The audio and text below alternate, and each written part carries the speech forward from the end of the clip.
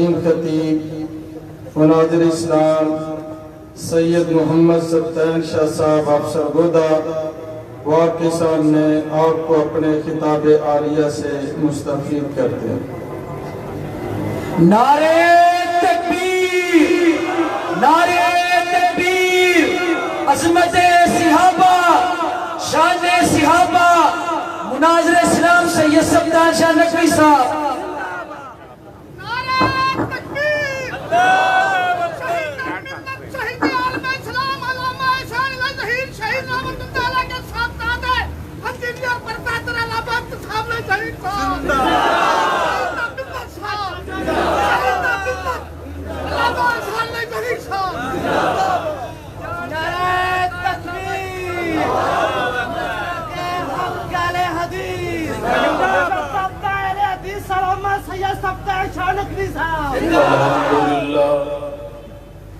الحمدللہ وحدہ والصلاة والسلام علی من لا نبی بعدہ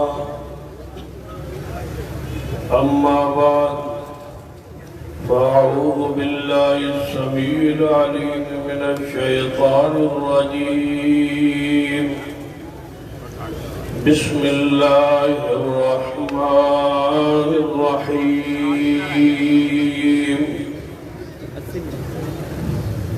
هو الذي أرسل رسوله بالهدى ودين الحق ليظهره على الدين كله وكفى بالله شهيدا۔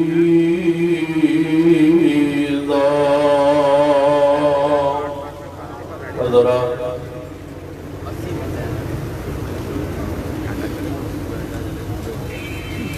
اصحاب رسول مغفور و مرحوم ہے اور جنت کے وارث ہیں۔ ان پر جرح کرنا حرام ہے۔ وہ دنیا میں کسی کی عدالت کے محتاج نہیں ہے، اللہ نے خود ان کی عدالت بیان کی۔ آج کل اس کا میڈیا پر زیادہ ذکر ہو رہا ہے کہ جس نے سرعام اصحاب رسول کی گستاخی اور توہین کی اور یہ بات کہی کہ نبی رحمت صلی اللہ علیہ وسلم کے بعد جس طرح حضرت الامیر صاحب ذکر فرما رہے ہیں کہ یہ بات کہی گئی اور میڈیا پر یہ کلپ موجود ہے کہ نبی رحمت صلی اللہ علیہ وسلم کے بعد سوائے تین اصحاب رسول سیدنا مقداد، سیدنا سلمان اور سیدنا ابو ذر رضوان اللہ علیہ اجمعین کے علاوہ سارے کے سارے اسلام سے پھر گئے، مرتد ہوئے۔ نعوذ،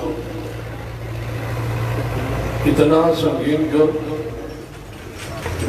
اور اتنی سنگین بات اور کھلا پرانی آیات کا انکار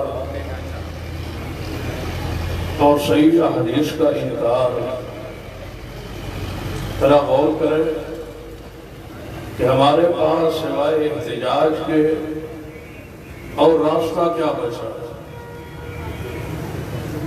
اگر کوئی ایسی شخصیت ہوتی جس پر شیعہ کا ایمان ہوتا اور ہماری اس سے محبت عقیدت نہ ہوتی، پھر ہم اس کی اعلان گستاخی کرتے اور پھر انہیں پتہ چلتا کہ پیاروں کی توہین سے کتنی دل کو تکلیف ہوتی۔ ان کی یہی جیت ہے، یہ سیدنا ابو بکر عمر عثمان کی گستاخی کو فرض سمجھتے ہیں، واجب سمجھتے ہیں، ان کا ایمان ہی مکمل نہیں ہوتا۔ تبرہ ان کے مذہب کا حصہ ہے۔ کبھی آپ کا اتفاق ہوا ہو تو ذرا نہیں ہوا تو کبھی موقع دیکھنا ایسا بنے جب یہ نماز پڑھتے ہیں، نماز پڑھنے کے بعد یہ قبلہ کی طرف منہ کر کے انگلی کا اشارہ کر کے کچھ پڑھتے ہیں۔ کچھ پڑھنے کے بعد اس کو یہ کہتے ہیں یہ پہلی زیارت پڑھتے ہیں۔ پھر تھوڑا سا اور دائیں طرف مڑ کے پھر دوسری زیارت پڑھتے ہیں، پھر اس سے کچھ ہٹ کے اور تیسری زیارت پڑھتے ہیں۔ ان تینوں زیارتوں میں یسین ابو بکر، عمر، عثمان، امی عائشہ، سیدہ حفصہ، سیدہ ام حبیبہ، سیدہ ہندہ، سیدنا ابو سفیان، سیدنا امیر معاویہ رضوان اللہ علیہ مجمعین پر لعنت بھیجتے۔ جب تک یہ نہ بھیج لے اس وقت تک ان کی نماز نہیں ہوتی۔ عبادت جس طرح نماز کے بعد اذکار ہیں ہمارے، ان کی نماز کے بعد یہ زیارت ہے۔ جب ان کا مذہب بڑے سے بڑا ہو، ظاہری طور پہ آپ کو کہے تقیہ کے طور پر کہ میں ابو بکر کو، عمر کو، عثمان کو مانتا ہوں، جو مرضی کہتا رہے، ان کی نماز کے بعد زیارت نہ پڑھے، لعنت نعوذ باللہ نہ بھیجے، تو ان کی نماز اور دعا اور ان کی اذکار مکمل ہی نہیں ہوتی۔ کیا پیش کیا جائے قرآن پاک کی آیات کو اصحاب رسول کے ایمان پر، شان پر، جب تک یہ نہ ثابت ہو کہ یہ ہے وہی قرآن ہے جو آسمان پہ سے نازل ہوا محمد مصطفیٰ صلی اللہ علیہ وسلم کے سینے پر۔ اشیاء والقرآن آپ نے حضرت علامہ شہید کی کتاب کو نہیں پڑھا؟ قرآن پاک سے آپ ہزاروں آیات پیش کر دیں، نہیں مانتے، اس لیے کہ ان آیات میں تو تغیر تبدل ہے، نعوذ باللہ، تعریف ہے، تبدیل ہو چکا ہے یہ قرآن، نعوذ باللہ۔ اصل قرآن تو ایران کے غار میں ہے جو سیدنا امام مہدی لے کے وہاں موجود ہے، جب باہر آئیں گے تو قرآن لائیں گے، نعوذ باللہ۔ بخاری و مسلم حدیث پیش کرے ہم ابو بکر و عمر عثمان کے ایمان پر، یہ کیا جانے بخاری کیا ہے، مسلم کیا، ابو داؤد کو، یہ تو سرے سے سیاستہ کی انکاری ہے، یہ ان کو مانتے ہی نہیں۔ تو ان کا ایک ہی راستہ ہے کہ قانون ایسا ملک میں ہو جس کے لیے تودع اور کوشش ہم پر واجب ہے۔ حضرت الامیر صاحب موجود ہے، قیادت سیادت موجود ہے، ہمارے ذمہ یہ کوشش ہونی چاہیے کہ ایک ہی راستہ ہے کہ صحابہ کی عزت عظمت کا، ناموس کا قانون بن جائے اور ہر بندہ گرفت میں آئے، قانون کی گرفت میں آئے۔ اس کے علاوہ امن کا کوئی دوسرا راستہ ہمارے پاس ہے ہی نہیں۔ ہم تو سیدنا ابو بکر عمر عثمان سے محبت کرتے ہیں، سیدنا علی سے محبت کرتے ہیں، ائمہ کرام سے محبت کرتے ہیں، جن کو یہ 12 امام مانتے ہیں، ہم ان کا ادب و احترام کرتے ہیں، وہ ہمارے ائمہ ہے، اہل سنت کے امام ہے، علماء امت ہے، ائمہ کرام ہے، ان کا انکار تو ہم کر نہیں سکتے۔ حتیٰ کہ جس امام نے ابھی آنا ہے سیدنا امام مہدی، ہم تو اس کے بھی قائل ہیں، اس کو ماننے والے، اس کا ادب احترام ہم پر واجب اور ضروری ہے۔ تو ایک ہی راستہ ہے، یا انہیں برا کہا جائے، جب انہیں برا کہا جائے تو قانون آڑے آتا ہے، ملک میں افراتفری مچتی ہے، فرقہ واریت پھیلتی ہے، کہتے ہیں انہیں برا نہ کہو، انہیں کافر نہ کہو، انہیں منافق نہ کہو، انہیں کچھ نہ کہو۔ جب انہیں کچھ نہیں کہنا تو پھر قانون ہی ایک راستہ بچا ہے کہ قانون دیا جائے، بنایا جائے کہ صحابہ کی جو توہین کرے اس کو کافر کردار تک پہنچایا جائے۔ اور جب تک یہ قانون نہیں بنتا انشاءاللہ ہم یہ احتجاج جاری رکھیں گے انشاءاللہ۔ صحابہ کرام رضوان اللہ دیکھیے، ان کے نزدیک بھی ہمارے نزدیک بھی صحابی کسے کہا جاتا ہے؟ یا تو بتلاؤ نا کہ صحابی کی تعریف میں تمہارے نزدیک اور ہمارے نزدیک کوئی فرق ہے۔ تم بھی کہتے ہو صحابی وہ ہوتا ہے جس نے ایمان کی حالت میں رسول اللہ سے ملاقات کی ہو، ہم بھی کہتے ہیں صحابی رسول وہی ہے جس نے ایمان کی حالت میں رسول اللہ سے ملاقات کی ہو، دل سے ایمان لایا ہو۔ تم بھی کہتے ہو وہ ایمان کی حالت میں فوت ہوا ہو، ہم بھی یہ کہتے ہیں کہ وہ ایمان کی حالت میں فوت ہوا ہے۔ وہ تو تب صحابی ہے جب صحابیت کی تعریف پر اتفاق ہے۔ تو پھر میں پوچھتا ہوں، صحابیت سب سے پہلے جس کو رب نے صحابی کہا ہے، تم اس کے صحابی ہونے کا انکار کیسے کر سکتے ہو؟ صدیق کو کیا قرآن نے صحابی نہیں کہا؟ یا کوئی ایسی کتاب لائی جائے، کوئی ایسا حوالہ پیش کیا جائے کہ اس آیت سے مراد سیدنا ابو بکر صدیق نہیں ہے۔ ہماری اگر کتاب تمہارے نزدیک قابل اعتماد نہیں ہے تو اپنی کوئی کتاب پیش کرے نا جس میں یہ لکھا ہو کہ یہ آیت صدیق کے بارے میں نہیں ہے، جب بالاتفاق یہ آیت مبارکہ سے مراد صدیق ہی ہے۔ کون سی آیت؟ إِلَّا تَنْصُرُوا فَقَدْ نَصَرَهُ اللَّهُ إِلَّا تَنْصُرُوا فَقَدْ نَصَرَهُ اللَّهُ إِذْ أَخْرَجَهُ الَّذِينَ كَفَرُوا ثَانِيَ اثْنَيْنِ إِذْ هُمَا فِي الْغَارِ إِذْ يَقُولُ لِصَاحِبِهِ لَا تَحْزَنْ إِنَّ اللَّهَ مَعَنَا۔ اگر قرآن پر تمہارا ایمان ہے اور کہتے ہو کہ ہم اس کو مانتے ہیں اس قرآن پاک کو، جبکہ میرے معلومات کے مطابق پورے ملک میں تمہارا کوئی شعبہ حفظ و قرات موجود نہیں ہے۔ آل و سنہ کے مدارس میں حفظ کی کلاسیں اور قرات کی کلاسیں موجود ہے، حتیٰ کہ آپ حیران ہوں گے۔ پہلے بھی ایک مرتبہ کسی تقریر میں نے یہ بات بتائی ہے، سرگودا کے اندر سب سے بڑی جو امام برگاہ ہے اس کے اندر ناظر قرآن پڑھانے کے لیے سنی قاری کا انتظام کیا گیا ہے۔ ان کے پاس ناظر قرآن پڑھانے کے لیے پورے ضلع میں ایک بندہ نہیں۔ سب سے بڑی امام برگاہ میں ذمہ داری سے کہہ رہا ہوں، قرآن پاک یہ حفظ کیوں نہیں کرتے؟ اس لیے تو تراویح کا انکار کیا ہے کہ اگر تراویح پڑھیں گے ماہ رمضان میں تراویح آئے گی تو لوگ کہیں گے حافظ قرآن لاؤ، تو ہمارے اندر تو حافظ قرآن ہے نہیں، کیا کریں گے؟ سرے سے تراویح کا انکار کیا، حالانکہ صحیح حدیث موجود ہے، من قام رمضان ایمانا واحتسابا غفر له ما تقدم من ذنبه من قام لیلۃ القدر غفر له ما تقدم من ذنبه۔ رسول اللہ کا فرمان ہے لیلۃ القدر کو قیام کرے یا ماہ رمضان کا قیام کرے، تراویح پڑھے۔ ائمہ محدثین نے تراویح کے ابواب باندھے ہیں اور صحیح البخاری میں، مسلم میں، دیگر کتب حدیث میں تراویح کا تذکرہ موجود ہے۔ قرآن پاک میں وَمِنَ اللَّيْلِ فَتَحَجَّدْ بِهِ نَافِلَةً لَكَ قرآن کے الفاظ ہے، قُمِ اللَّيْلَ إِلَّا قَلِيلًا قرآن کے الفاظ ہے۔ ان کے نزدیک تراویح سرے سے ہے ہی نہیں۔ یہ کہتے ہیں یہ سیدنا عمر نے شروع کی، دوسرے کہتے ہیں شروع نہیں کی، 12 کی تعداد بڑھائی ہے۔ تو سمجھ نہیں ہے۔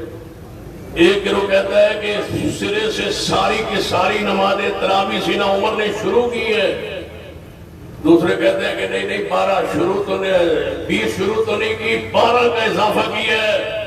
دونوں غلطی پر ہے۔ جس سنت پر رسول اللہ تھے اسی سنت پر سیدنا عمر تھے۔ سیدنا عمر نے بھی 8 رکعت تراویح پڑھائی، جناب پر حکم دیا پڑھنے کا، کھولیے موطا امام مالک۔ حضرت قبی بن کعب اور حضرت تمیم داری کو 8 رکعت کا ہی حکم دیا تھا۔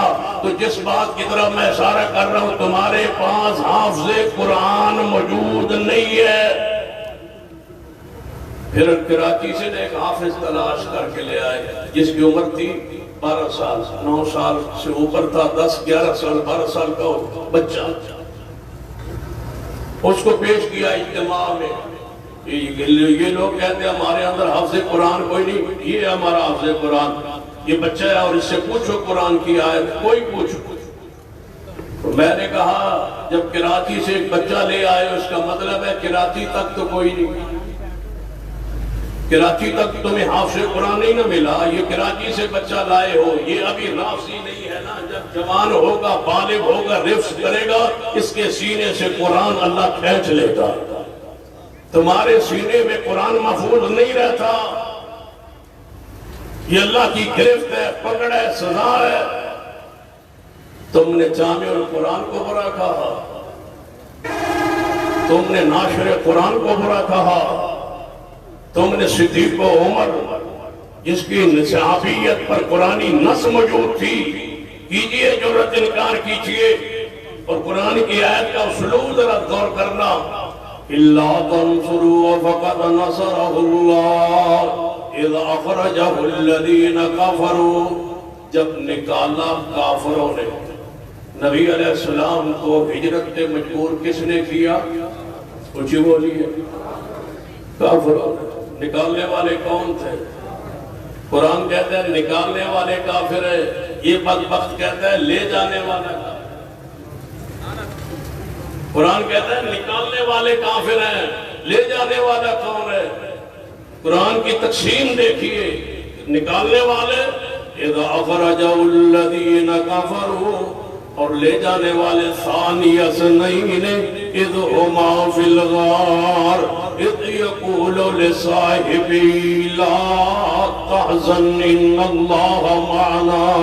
اگر تم کہتے ہو ارتداد کا اختیار کر گئے یہ اصحاب رسول، قرآن کی ایک آیت پڑھتا ہوں 11ویں پارے، غور کیجئے اس آیت پر، والسابقون الاولون من المہاجرین والانصار والذین اتبعوهم بإحسان رضی اللہ عنہم ورضوا عنہ وأعد لهم جنات تجری تحتها الأنہار خالدین فیہا ابدا ذلک الفوز العظیم۔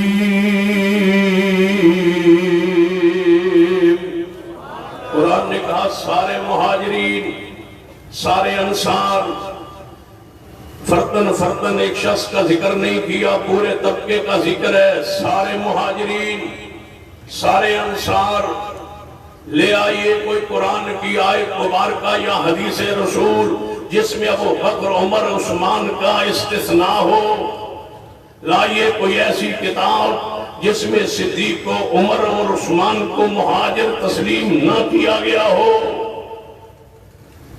جب سات تینوں مہاجرین ہیں اور تینوں السابقون الاولون میں ہے، سارے مہاجرین والانصار، سارے انصار، والذین اتبعوهم بإحسان، ان کے بعد آنے والے اصحاب رسول، فتح مکہ کے بعد آنے والے اصحاب رسول، ان کی پیروی کرنے والے اصحاب رسول، ان کے بعد آنے والے اصحاب رسول تابعین اعظام۔ یا اللہ کیا بشارت ہے، فرما رضی اللہ عنہم، اللہ ان سے راضی ہے۔ میں سوال کرتا ہوں شہنشاہ نقوی سے جس کا نام بھی شرکیہ اور کفریہ ہے، پوچھتا ہوں اس سے کہ رضی اللہ عنہم ورضوا عنہ، سارے مہاجرین پر اللہ کی رضا کی خبر ہے، میں جس پر راضی ہوں، ہو سکتا ہے اس میری رضا اوپر سے ہو، آپ جس سے راضی ہو سکتا ہے زیر پر رضا ہو، یہ بھی ہو سکتا ہے آج صلح ہو، راضی نامہ ہو، کل ناراضگی ہو، لیکن جس پر رب راضی ہو جائے، رب ظاہر دیکھ کے راضی نہیں، رب تو اندر دیکھ کے راضی ہوتا ہے، اس کی حالت کیفیت کو رب جانتے، جو اس نے کل کرنا ہے رب اس کو جانتے۔ اگر اصحاب ثلاثہ ابو بکر عمر عثمان نے نعوذ باللہ مرتد ہو جانا تھا تو رب نے رضا کا اعلان کیوں کیا، استثناء کیوں نہیں ہوا، ابو بکر عمر عثمان کو باہر کیوں نہیں نکالا گیا؟ جب رب نے سب پر رضا کی، جناب قرآن میں آیت نازل کی، تمہیں کس نے اختیار دیے کہ تم ان پر ناراض ہو جن پر رب راضی ہے؟ اگلی بشارت وَعَدَّ لَهُمْ جَنَّاتٍ تَجْرِي تَحْتَهَا الْأَنْهَارُ، رب کہتے ہیں جنت ان کے لیے تیار کی ہے اللہ نے، مرتدوں کے لیے جنت تیار کی ہے۔ رب کہتے ہیں سارے مہاجرین کے لیے جنت، سارے انصار کے لیے جنت تیار ہو چکی ہے۔ میں پوچھتا ہوں جن کے لیے جنت کی بشارت رب کی طرف سے آ جائے، ان کے ایمان پر موت کی اس سے فاجرہ دلیل بڑی کیا ہوگی؟ رب کہتے ہیں جنتی ہے۔ پیغمبر کی حدیث جوڑیے، فرما ابو بکر قیامت والے دن جنت کے ہر دروازے سے آواز آئے گی کہ صدیق اس دروازے سے گزرے۔ فرمایا عمر جی یا رسول اللہ، فرما تیرا محل تو میں نے جنت میں دیکھ لیا ہے، تم کہتے ہو پھر گئے تھے، رسول اللہ محل دیکھ کے آئے۔ رب کے علم میں تھا کہ عمر کے محل کا جنتی ہونے کا انکار ہوگا، رسول اللہ کو دکھا دیا، محبوب دیکھ لے عمر کا جنت میں محل بن چکا ہے، خالدین فیہا ابدا۔ اس سے بڑی مہاجرین و انصار کے ایمان پر موت کی دلیل کیا ہو سکتی ہے؟ اگر اس طرح سمجھ نہیں آئی تو سیدہ جعفر کی شہادت کے بعد جب اسماء بنت امیس بیوہ ہو گئی تھی تو سیدنا علی نے اپنی ولایت میں اس کا نکاح سیدنا صدیق سے کیوں کیا تھا؟ وہ تو پھر گئے تھے، جرت ہے تو انکار کیجئے۔ اگر سیدنا عمر نعوذ باللہ پھر گئے تھے تو اپنی کتابیں کھولے، کیا سیدنا عمر نے کو سیدنا علی نے اپنی بیٹی اور رسول اللہ کی نواسی سیدہ ام کلثوم بنت فاطمہ کا نکاح نہیں دیا؟ یہ تو وہی ہے جس کا تم نے کہا کہ وہ جنیہ کی شکل میں ام کلثوم گئی تھی، جنیہ ام کلثوم کی صورت میں گئی تھی، سیدہ ام کلثوم نہیں گئی۔ پھر تم نے کہا ہم سے یہ عورت نعوذ باللہ چھین لی گئی، تمہیں رسول اللہ کی نواسی کا حیا بھی نہیں آیا۔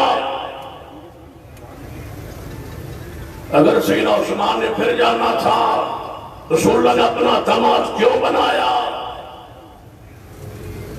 اگر سیدہ عائشہ نے پھر جانا تھا تو رسول اللہ نے اپنی بیوی اور جنت کے اندر مصطفیٰ کی بیویوں کی سیدہ عائشہ قرآنی نص ہے،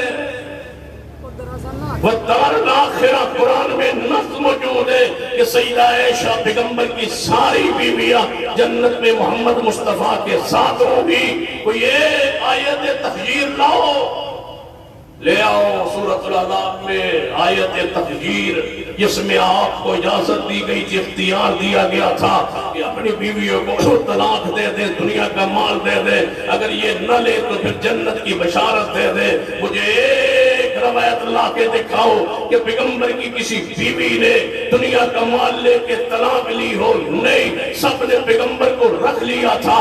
یا نساء النبی لستن کاحد من النساء کی بشارت آ گئی تھی اور والدار الاخرہ کی خبر آ گئی تھی۔ میرا اور میری جماعت کا عقیدہ ہے کہ پیغمبر کی ساری بیویاں جنت میں مصطفیٰ کے ساتھ ہو۔ کیا اس سے بڑی دلیل ہو سکتی ہے ان کے ایمان پر موت کی؟ ہم سارے صحابہ کو مغفور و مرحوم مانتے ہیں اور انشاءاللہ ہمیں ان کی محبت جنت میں لے جائے گی۔